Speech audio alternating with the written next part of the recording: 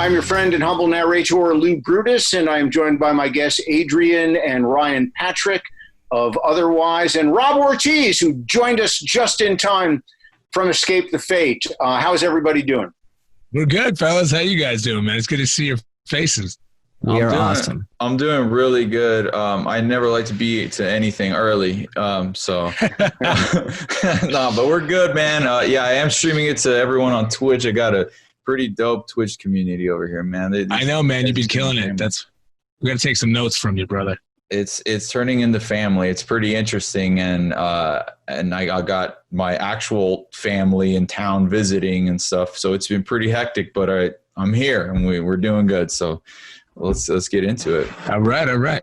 You know, Rob, maybe to begin it with Twitch and other social media in mind, how has the importance of all that stuff become magnified the last few months through quarantine and the protests? That's the first half of the question. The second half is, how has the tone of dealing with people changed for you, if at all, in their dealings with you and others?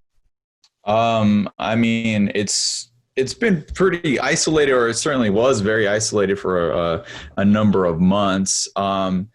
I'm not a big social media guy myself. I don't spend a lot of time on Facebook or Instagram, and I don't even use my Twitter. I have it there. I think it reposts whenever I do something on Facebook, I think. I'm not sure.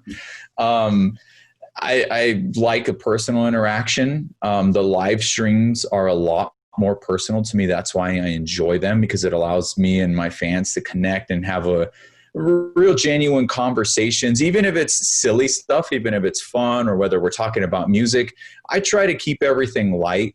I feel that that's my role for them, is to be, a distraction from everything else. I think, my job is to make people smile. So that's my goal. And I don't, I relate to them on difficult things through my music, because that's where, the band, we don't shy away from any topics within our music too often. So, it's just usually having fun with fans. And outside of that, my focus is just being with my family and spending more time, because I have twin daughters who are 3.5 years old, and man, they take up my time, let me tell you. So it's hard just being the parent and balancing. My wife works and we're trading off. So, it's pretty rough, man. It is, but I've grown to really love it. It was frustrating at first. Now I love it. And it's a nice break from tour, although I love performing and I do love traveling. I've grown to love touring over the years a lot more than I used to, but it's nice to be here and just look at the internet as a great way to interact with our fans and develop a different type of relationship. So it's changed for sure. Rob, you, I think, approach this stuff the same way I do. I mean, I certainly have my opinions and beliefs about things in the country, about politics and society, but I think when people come to me, they're coming for music stuff. What I've actually run into of late is people who get pissed off at me for not expressing opinions and wanting me to get on one side or the other. Have you run into anything like that yet?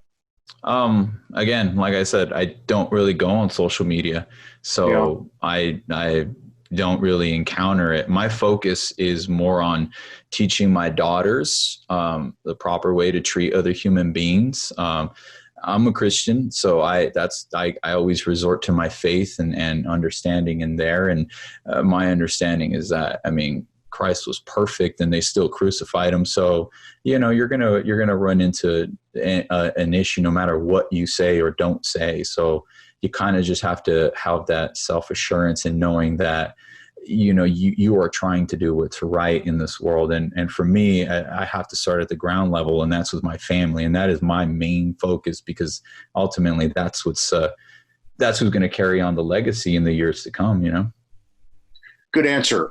Adrian and Ryan, same thing for you. I mean, how have you guys sort of soldiered through what you were able to do online the last several months? Because you've got music out, you've got tour stuff that you're trying to replace. So, how do you make do in what can be, sort of a very tense,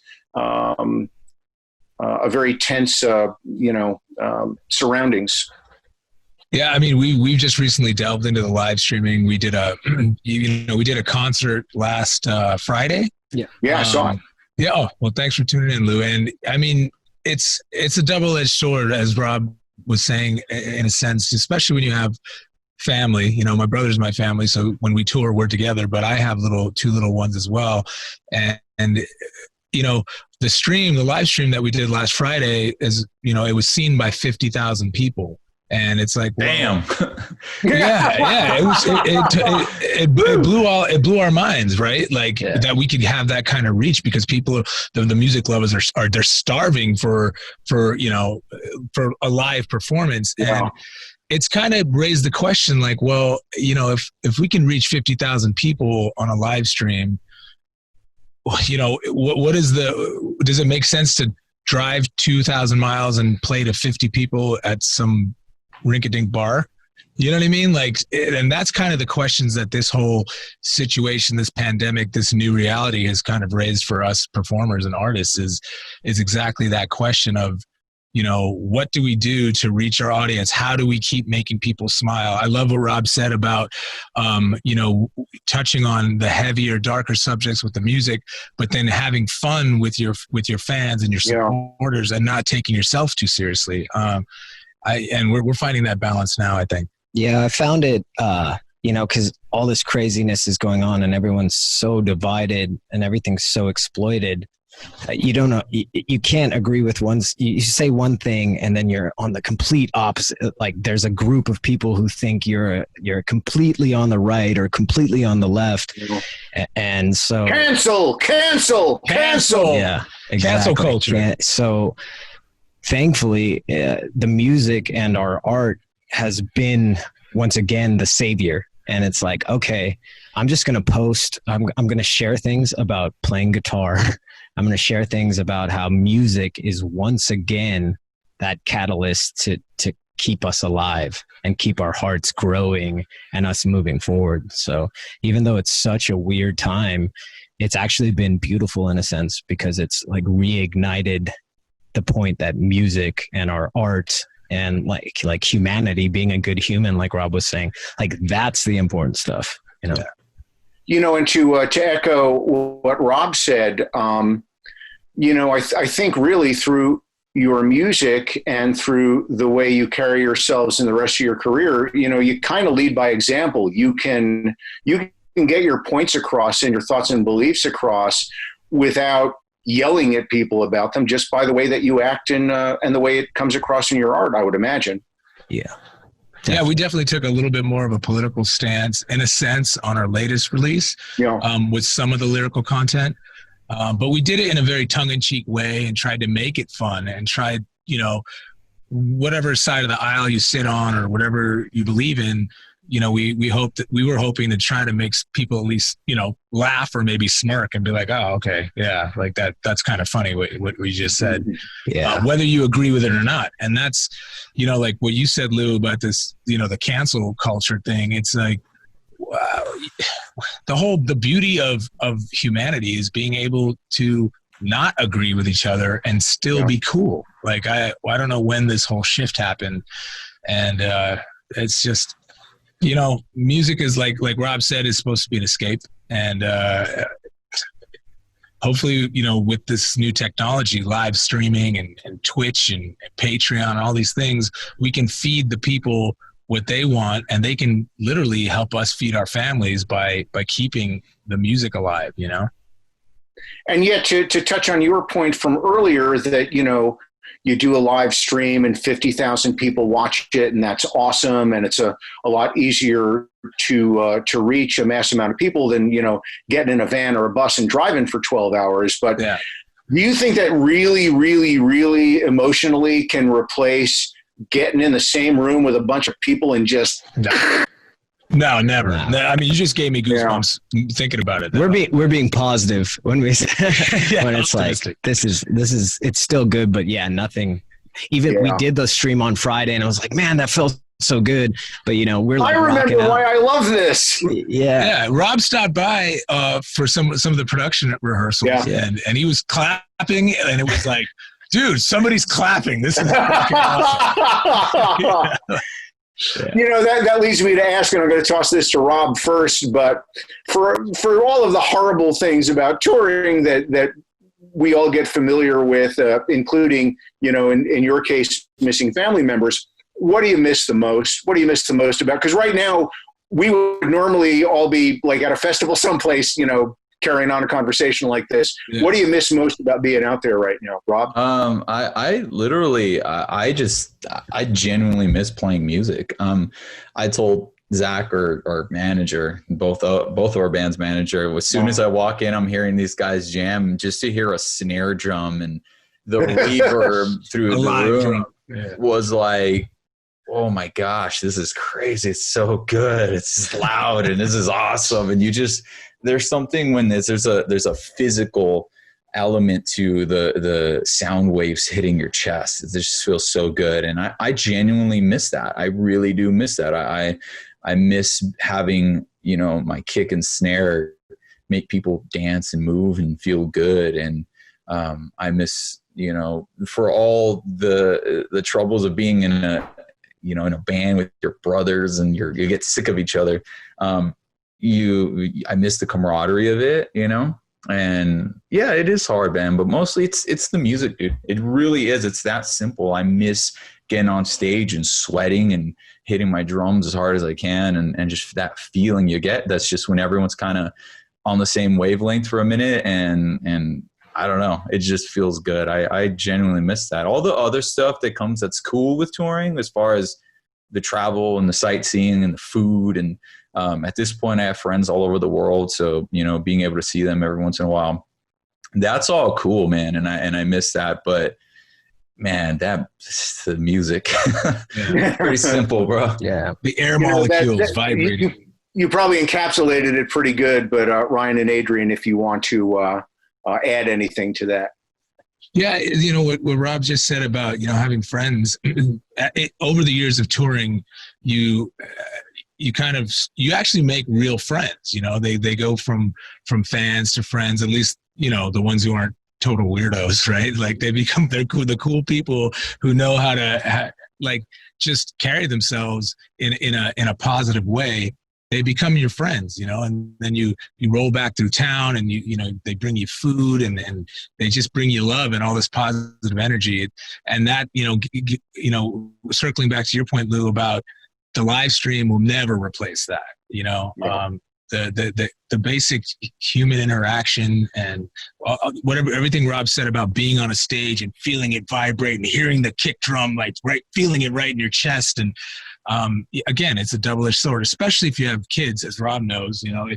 It's one thing to leave your parents and your homies and maybe your girl, but I felt it's a total different world, like leaving your kids. And now my sons and my wife just left Vegas yesterday, and I've never seen my 5-year-old boy cry and call me and say he misses me and he wrote a handwritten note by himself today that says, "I miss you, Dad." And that's the kind of thing that is the one blessing of this whole pandemic, is being able to have spent so much time with them.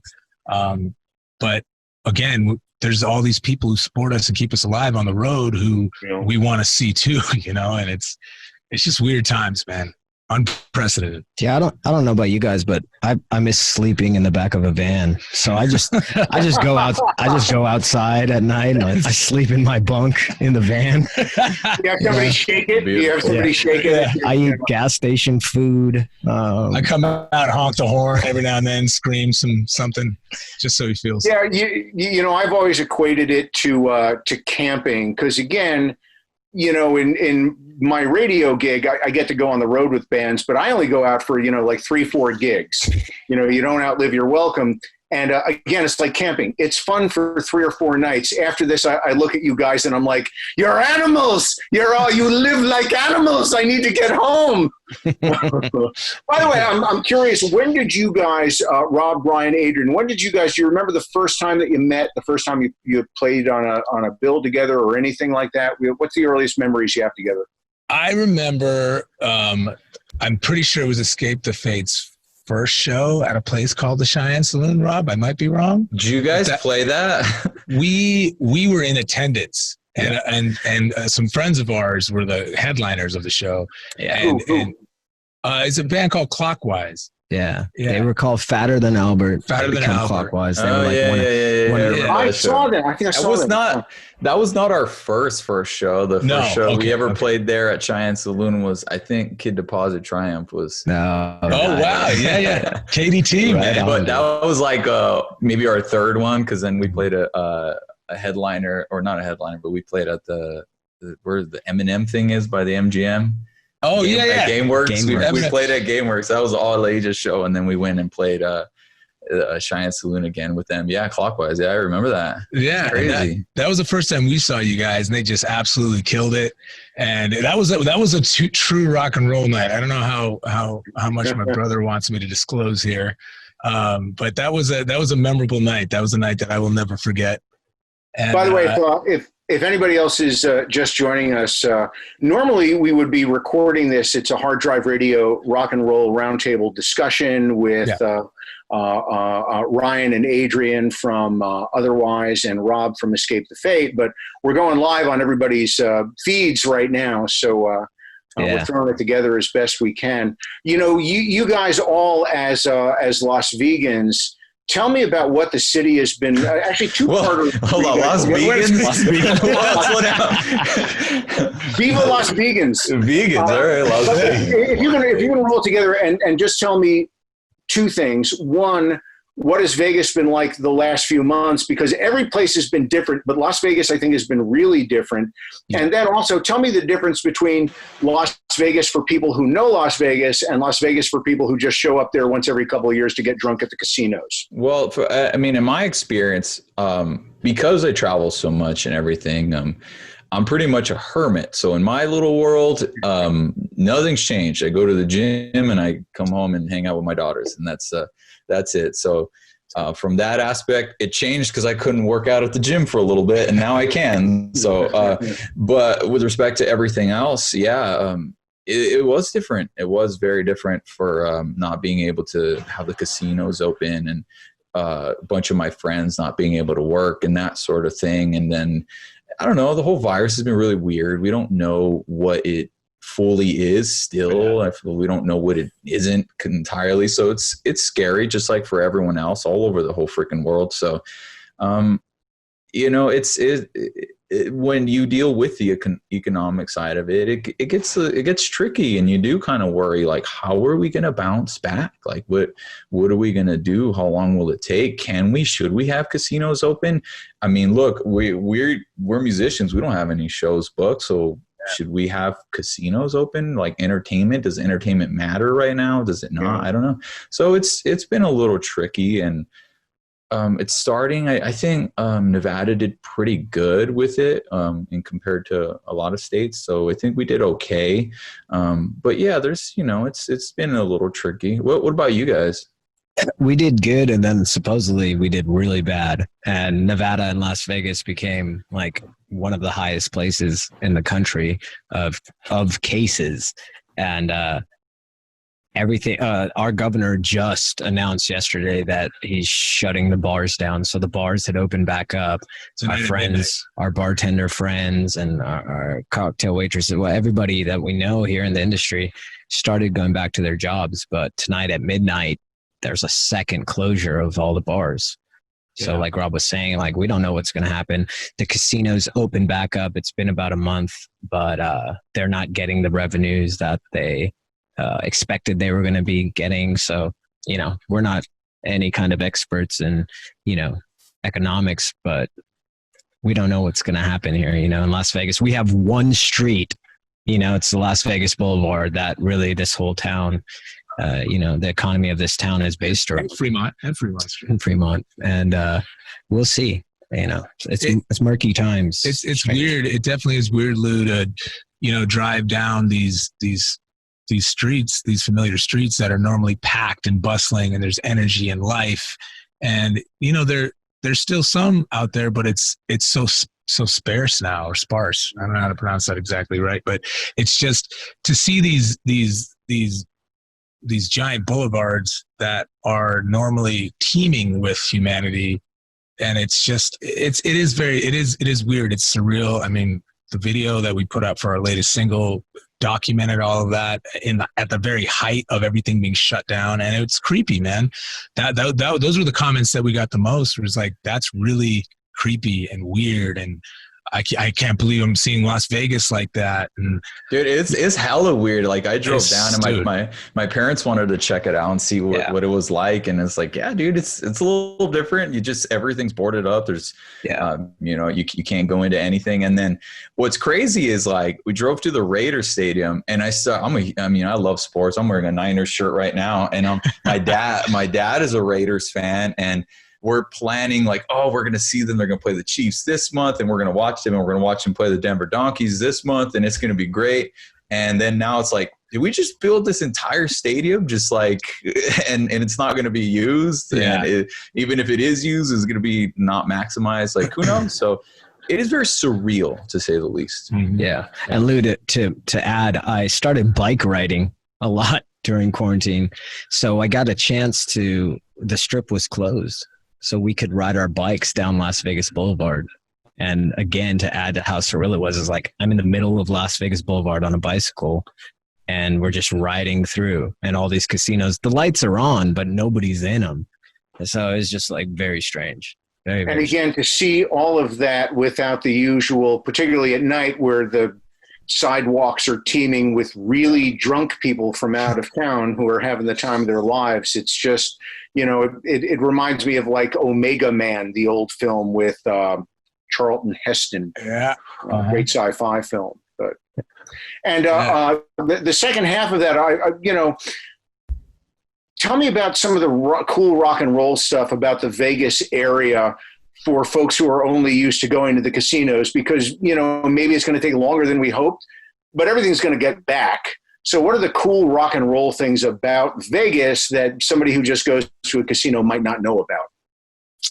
Let's say downtown. Yeah. The Fremont Street, like a strip of bars, is really fun. It's off the main thing, and there's just a bunch of like the Griffin and Commonwealth, and there's just this little block of bars that you can get into. You can have a backstage bar and billiards and Fremont Country Club. You can have a lot of fun and get into a lot of trouble in that little space. Yeah. And it's, like on the Strip, when things are functioning normally, you have all the massive A-list headliners, right? Yeah. But then if you go downtown and you want to catch, like a punk show or a rock show, you want to get into a mosh pit, like downtown is that's where we go. I mean, when we hang out, we're downtown usually. That's what the natives do. Don't get me wrong, the Strip is the shit. You know what I mean? Like, we've seen some killer concerts at T-Mobile. But the real down to earth, gritty, rock and roll shows are usually in the downtown area. Excellent stuff. Well, I appreciate everybody joining me. Just one last question, Rob. I'm going to open it up to you. With the downtime and the home time, how have you been able to fill it in terms of listening to music? Have you caught up on any films? Have you caught up on any books? Anything? Kind of hit me to it. I mean, it actually, the focus has been largely on growing my Twitch platform and making sure that, I'm interacting with fans in a different way. And what's been really cool about it is that they love when I have those sort of, you see them on YouTube, the reactions, right? And they're always throwing music at me and from various genres, from anything from like metalcore to hip hop to, anything. And when we dive in and I share with them some of my favorites, and they've actually helped me really grow. And my palette is just so much more flavorful now because I'm like giving things a chance that like if I'm driving or getting my workout in, what do I feel like listening to today? Well, I mean, what the hell else do I know to listen to besides Metallica? So, so it's like, that's my go-to, Made in Metallica. And then now it's like, oh yeah, I'm going to check out this band that they told me to listen to. And NF, the rapper, I'm like, that guy's incredible. Hell yeah, I'm going to listen to his entire fucking catalog. And it's transformed me. So now I'm really dove a lot into new music. That's whether it's new or new to me, but it's still old. It's helped me grow as an artist. It made me think about music differently, and it makes me excited. Even though our album right now it's done, and we just, we're just planning how we want to release it in music videos and that sort of thing. It makes me excited for what I'm going to create down the road, because now my mindset about music is so much more different. And I don't know, that's been probably the biggest thing that I've taken away from this time. And that's what's cool. That's what's cool. I've created this little clique for myself, and we have what amounts to a book club, but music. So it's pretty awesome. And I've enjoyed it, and it's helped me grow for sure. Dude, that's really profound, man. Sorry, Lou. I didn't even think about the resource of finding new music through our fans and our supporters. That's really profound, Rob. I'm gonna have to write that one down, brother. And Rob, one last thing. What is is there an exact timetable for new stuff and moving forward, or is it still kind of playing it by ear? Yeah, it's the label's looking to, I don't know how much detail I can give away if they want to just drop it all together. I will say the plan is to do something that is fairly collaborative with other label mates, as far as timing of releases, for something that's going to be quite grandiose, and we're going to be a part of that, and it'll gain some traction. And it's weird, and the way our label describes it, Alan he's a weird, eccentric, sometimes genius when it comes to marketing music. Sometimes over and over and over again with all the biggest artists, right, on rock radio. But he's he's like, right now, if you release your album during the quarantine and it flops, just because you don't know how to run a fucking label. That's what he says. And it's like, there's no reason you can't succeed right now, and there's no reason you can't succeed even more. You gotta just do it right and do different things. And his whole philosophy is that if I don't know how to do something, I'm going to fucking find someone who does. And so, right now everyone's just streaming. We can't do the traditional, here's the release, here's the first single, here's the album, here's the tour, and we're going to blow it all up together. So now it's a different strategy. And he's really like so creative on that. And as far as timeline, I'm not exactly sure. There's still some mixing things that are going on. So it's looking like within a few months, hopefully we'll have something out. Okay, good.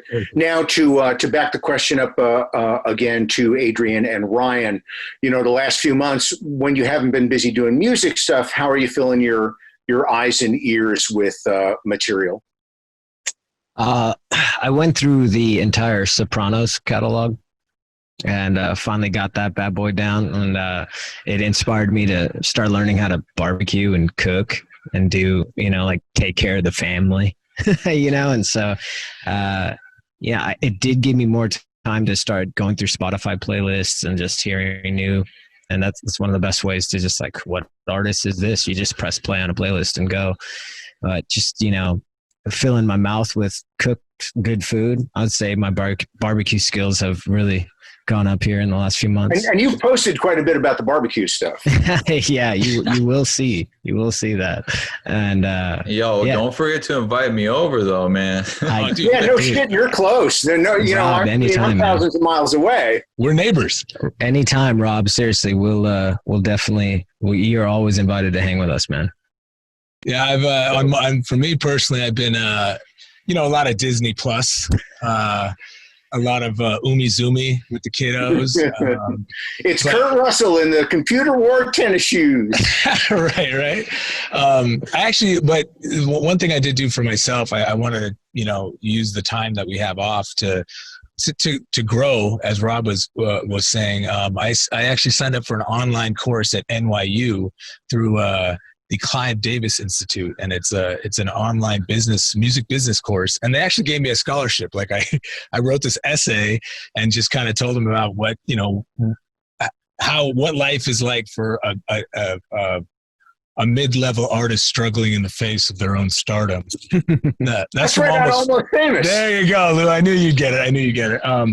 And I signed up for this online program, and I've been doing classes, and it's actually it's NYU, dude. So the assignments are not easy, So it's just something to do to keep the mind sharp and learn more about our business and our livelihoods.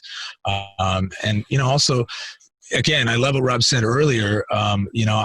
I started my welding apprenticeship. Yesterday was my first day at welding apprenticeship, and I want to have something that I can, aside from our music catalog that my sons can listen to long after I'm gone. I want to be able to pass something down to them that's useful, that has real world applications, And so we took this time to do those kinds of projects and endeavors.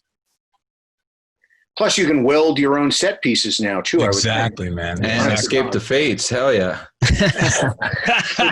by the way, is the online course? Is it in fact being taught by Ben Fong Torres of Rolling Stone? Ben Fong Torres. No, I wish that's one classic. of the greatest films ever in history. Well, listen, before I let everybody go, I have to acknowledge Adrian and Ryan for something I'm personally indebted to them for, and it's a portion of the title of my book.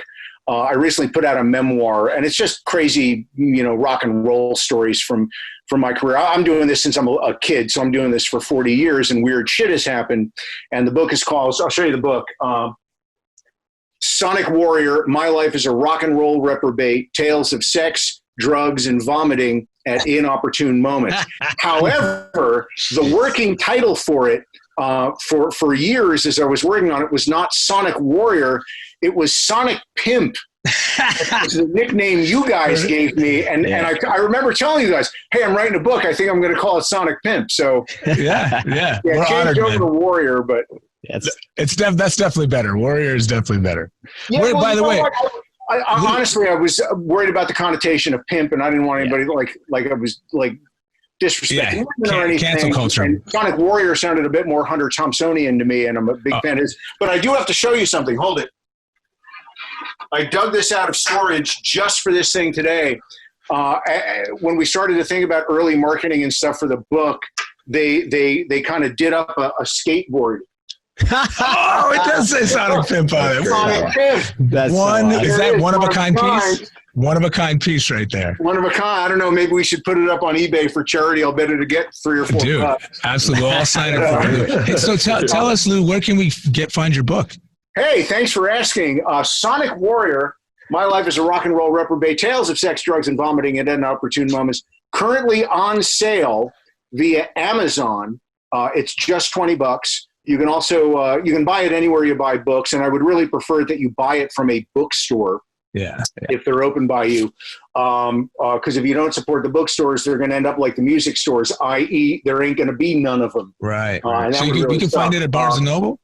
What's that? Barnes and Noble has it. Oh, nice. You can order it online from anywhere that you get books. Ebook is available wherever you get ebooks. And I narrated the audiobook. You can get that from Audible or wherever else you get books. And it's just crazy ass rock and roll stories from my career. And I'll show you just one of the illustrations from Alan McBain, who's my artist friend, did an illustration. They're very Mad Magazine-esque for each chapter. This is the illustration for the chapter entitled "The Time Snoop Dogg Got Me So High I Drooled in My Own Lap." Jeez, that was Project Revolution back in like 2000 or 2002. All right, we got to read this. How do me and my brother and Rob get an autographed copy? I have one. I haven't given it to him. Oh, you? I got one at the seminar. Oh, that's right. I give you. Yeah, but you know what? That's not a full copy. You got all you guys, Rob too. Make sure to get me an address I can mail you to, and I'll sign copies and send them off to you. So thank you for doing this. For sure, man. Well, thank you for it would be awesome to do it in person so we could get a photo shoot going. That would be better, but I'm afraid that's not going to happen for a while yet. You know, yeah, that's fair. But just to let people know too, like so they could follow you on your socials, because man, you take some great photographs in addition to being such an integral part of the music scene and the story of it. What's your social? My socials, Lou Brutus Rocks is the Facebook page, at Lou Brutus on Twitter, at Lou Brutus on Instagram. I think I'm on all the others, but I don't frequent them as much. Plus my dog Darla, I don't know if you can see behind me, I've got campaign signs up for her. She's running for office. She doesn't know what office she's running for. Darla's my Yorkie. She just I'm sure she has better policies. And frankly, I don't see how things could be any worse if we have a dog running things. So, that's not a knock on one side or the other. I think we're either way. No, you're right. But anyway, Darla's on all the socials too, and she's running for office. And she's got my vote, man. Yeah, if you follow me on the socials, I'm giving away free books and signed stuff. And but Amazon the cheapest place for it. And thanks for encouraging me to plug the book. But it's great to see all you guys, if only briefly and only online. Yeah. And I look forward to being able to see you in person. But in between now and then, to you yourselves and your families and your bandmates, please stay healthy and please take care of yourselves. And I love all of you, and I miss you all very much, and I hope to see you soon. Ditto, my thank you. You too, man. So too, man. Because like I mentioned earlier, man, it's nothing like hearing live music and just everyone being together and enjoying something, and having. Let's do a live stream show together, Rob. Come on, man. I know. Well, we need to make that happen, but I'm still right here on still like the festivals and just all of it, man. You know what I'm saying? So hopefully there's so many folks, from bands who are based in Vegas. Like, why don't you throw a barbecue and bring a bunch of guitars and do an online barbecue concert? Backyard barbecue festival. We've been talking about this idea. I was talking to one of the other guys from I can't remember who they're with. The guy that was running your stream. What's his name?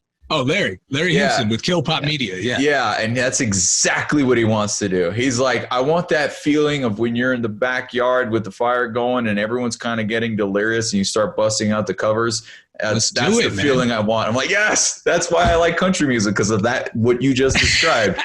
So, dude, Rob, we got a killer band, and like if we can, Lou, and if we're not taking up too much time, there's a Vegas local band, a country band called Elvis Monroe, and they have a song called Backyard Barbecue. Check them out when you get a chance. What are they called? They're called Elvis Monroe, and they have a song called Backyard Barbecue. It'd be perfect. We could have them come. We'll come to your house, Rob. There's another cat named Echo. You were talking about a rapper that you like. Echo is a Vegas guy who is absolutely killing it right now without a label. He's doing it all on his own, dude. Oh yeah, we could bring all of us together and have a big backyard barbecue festival 2020. Yeah, dude. We'll honor Vinnie Paul and barbecue for everyone. Yes, sir. I'm into that for sure. Right. Now, would you mask up for that when you're not performing? We would adhere to proper social distancing guidelines. There you go. It's hard to swim in a mask if you. Well, and you can't eat barbecue with a mask on. I tried. You can't toast to the rock gods with a mask. Gosh, isn't it just so frustrating, man? It's like, I just want it to be normal, But yeah, it is what it is, man. We'll by the way, one last thing. Can I show off the fact that I have the coolest mask of anybody in the country? Let's see it. Let's see. And I'm gonna back this up right now. It's no. I got a Minnie Mouse one, bro. I don't know. You recognize it? What is it? Is it Is it a soccer ball? Nope. What is it?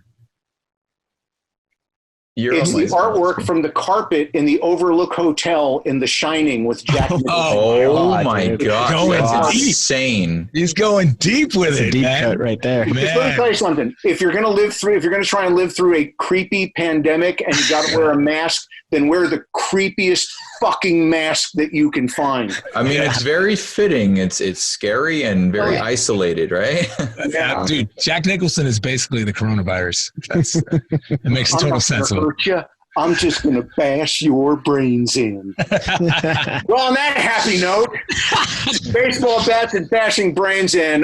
Many thanks to Rob Ortiz and Adrian and Ryan Patrick for joining us for this. Thank you, guys. Harddrive Radio Rock and Roll Roundtable. Bless you all. See you all you guys soon. Thank you. Thank you, guys. Later, man.